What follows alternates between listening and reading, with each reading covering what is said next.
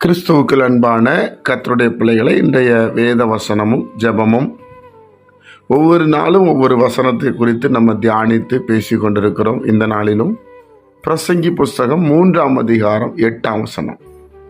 சிநேகிக்க ஒரு காலம் உண்டு, பகைக்க ஒரு காலம் உண்டு, யுத்தம் பண்ண ஒரு காலம் உண்டு, சமாதானம் பண்ண ஒரு காலம் உண்டு. என் அன்பு கர்த்தருடைய பிள்ளைகளே, எப்பவுமே சிநேகித்துட்டு இருக்க முடியாது, எப்போவுமே பகைச்சிக்கிட்டே இருக்க முடியாது, எப்போவுமே யுத்தம் பண்ணி கொண்டே இருக்க முடியாது, எப்போவுமே சமாதானம் பண்ணி கொண்டே இருக்க முடியாது. அதனால் ஒவ்வொன்றிற்கும் ஒரு காலத்தை நிர்ணயம் பண்ணியிருக்கிறார்.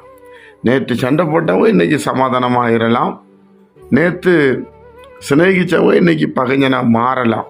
கடைசி வரைக்கும் உங்கள் கூட இருப்போம் பிரதர், நீங்கள் என்ன அப்படின்னு சொல்லுகிறவங்க துரித நாட்களிலே நம்ம விட்டு கடந்து போகலாம். அவர்கள் அதிகமாய் நேசிக்க வேண்டியது ஆண்டவராகிய இயேசு கிறிஸ்துவையும் அவருடைய வசனங்களையும் தான்.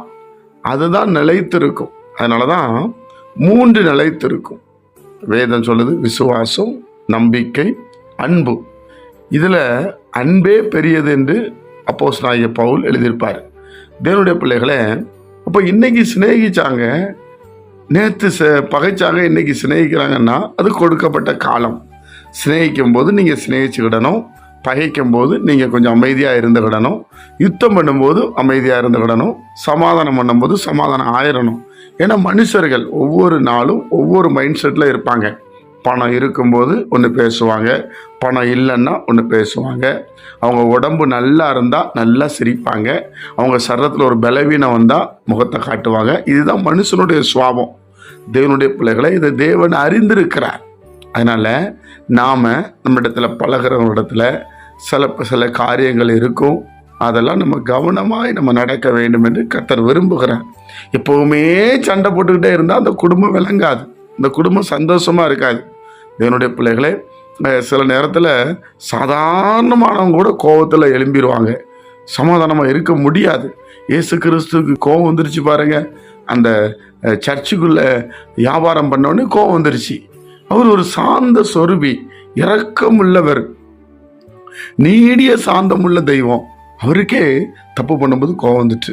அப்போ ஒவ்வொன்றிற்கும் ஒரு காலகட்டம் இருக்கிறது. அந்த காலகட்டம் வரைக்கும் தேவனுடைய பிள்ளைகளை சில காரியங்களை அனுமதிப்பார். அதற்குள்ளே நம்ம மனம் திரும்பி ஆண்டோடத்தில் வந்து விட வேண்டும். அப்போதான் நம்ம ஆசீர்வாதத்தை பெற முடியும். ஜெபிப்போமா.